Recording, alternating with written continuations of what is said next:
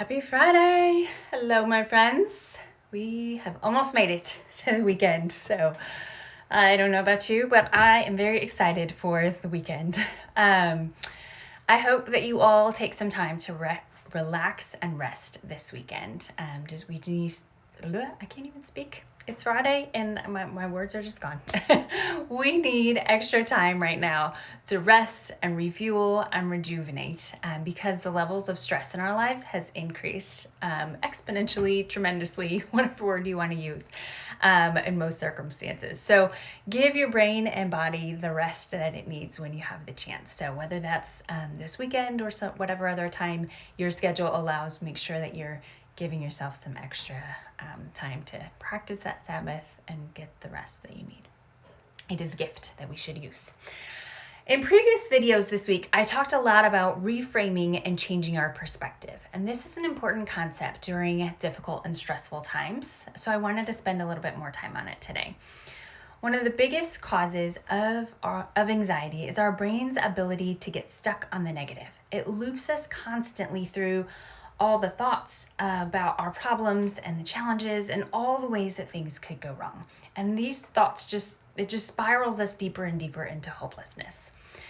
So back in the 60s and 70s, a guy named Martin Seligman was researching the responses of dogs to electrical shocks. Now, before I go on, back in the 60s and 70s, they did things differently in the research world. So what is now termed really cruel and inhumane, back then was just considered normal. So before we get stuck on how cruel and inhumane this research was, I just want to say that we don't do it this way anymore. But what this research was able to teach us was really valuable. So don't focus on what they did so much as what we learned from it.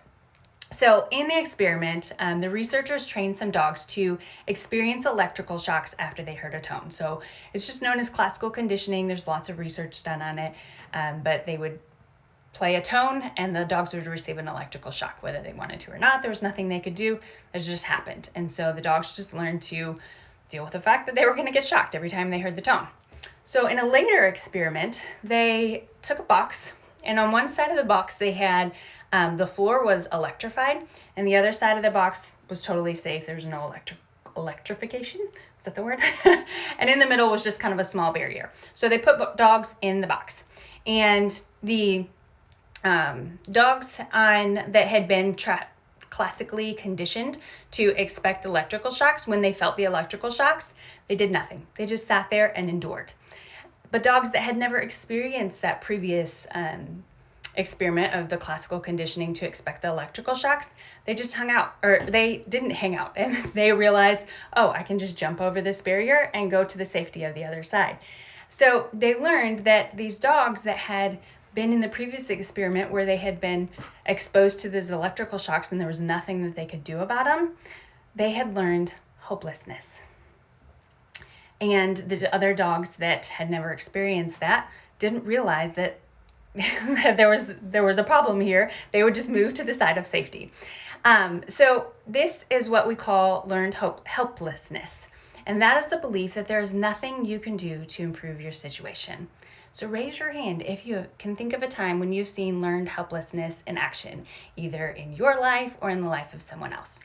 Probably a lot of us, because it's something that is very prevalent. We know that people experience, situations, and you focus on all the things that are wrong and not the ways that you have power to improve your situation. So learned helplessness elevates our stress levels, and it leads to higher levels of depression, and it makes us less motivated to pursue even the things that we can control.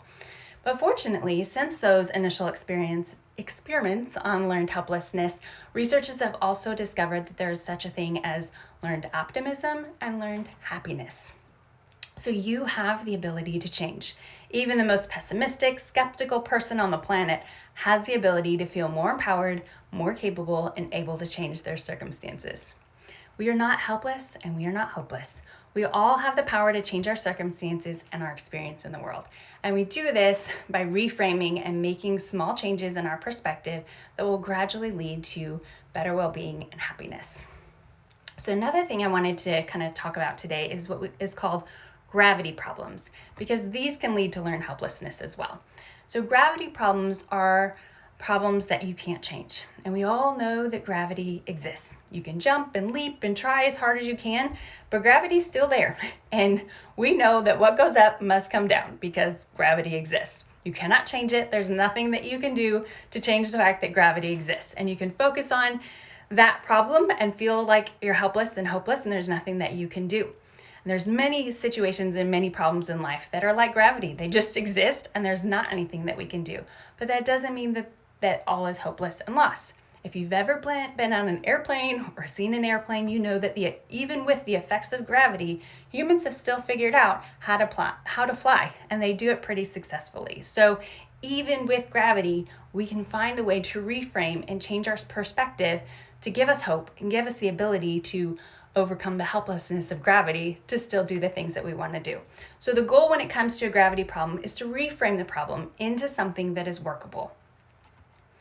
To solve the problems in our life effectively, we've got to recognize the role that we play in our problems and hold ourselves accountable to doing something about it.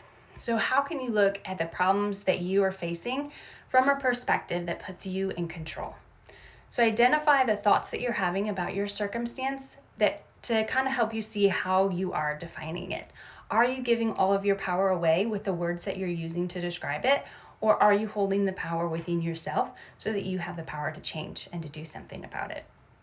For example, notice the difference between we have to stay home because the government told us we have to, or we get to stay home where it's safe. In the first, the government is holding all of your power and forcing you to do something, even though you are probably willing to admit that it's a good choice. You've still lost all your power and given it to the government, even though the choice is really yours. The truth is that we all have free will, and you get to leave your house if you want to. There are consequences to every choice that you make, but you are able to do what you want in life. And that's a really important concept we all have to remember. Like, even prior to the coronavirus, you don't have to go to work. You choose to go to work every day because you want your paycheck. Even if you hate your job, you're still willing to go to work because you want that paycheck. So you have the freedom to make your choices. You can choose not to go to work if you don't want that paycheck. Like, that's the reality. So remembering that you always have free will, you always have the ability to make all the choices that you're making. And you just are focusing on what are the consequences and am I willing to deal with those consequences? And so that helps you to make your decisions with the power that you hold within yourself. So in this situation, you aren't making the decision to stay home because the government told you that you have to. You're making the decision to stay home because you know it's the safest and wisest and best course of action with the circumstances that we're under. So don't give your power away when you are the one that's making the good choices. So we can't change the fact that the coronavirus is here and everyone on the planet is being affected by it. That is a gravity problem. And most of us are not, medical people or research scientists that have the ability to do a whole lot about it. What we can do about it is stay home and help to flatten the curve and do our part in keeping things clean and that kind of thing. But there are many aspects of the situation that we can control. And so focus on what is in your power and the problems that you have the ability to do something about. So listen to the stories that you tell yourself about your circumstances that you're finding yourself in. And when you do, if it's not helping you, decide to tell a different story. Let's not focus on what's wrong. Let's not focus on what if, or at least not the negative what ifs. Because what if you use this time to improve your marriage? Or what if you use this experience to grow in resilience and determination and perseverance? What if this experience could help you overcome the learned helplessness that you experience and become a positive, realistically optimistic, and happy person? Or what if the ways that you are being required to adapt to this situation leads you to creatively solve problems in your workplace or in your family or in your community that drastically change your life for the better? Friends, this is not the end of the world. And as I said earlier this week, life is not on hold. So let's continue to live active and engaged, healthy lives to use this situation to make the world a better, brighter, and more beautiful place. So change your perspective to one of hopefulness, not helplessness. So the questions for today that you want to just kind of take some time to think through and journal is the first one, just describe a time when you have learned helplessness firsthand in your own life or in the life of someone close to you. This just helps us to recognize what it looks like and bring that awareness so that we can be on the lookout for the times when we're experiencing that learned helplessness. The second question, what gravity problems have you been holding on to in recent days? So what are the things that you've been thinking about that you have absolutely no control to change? And the third question then is, how can you reframe those gravity problems into something that is workable, something that you have the power to do something about? The fourth question, what one thing can you do today to make your world better, brighter, and more beautiful? And the fifth one, how will you give your body and mind the extra rest and relaxation it needs in the next couple of days? So I hope that has been helpful. Change your perspective, stop the hopelessness, give yourself some power, and focus on what you can change. So have a great weekend, everyone. See you next week.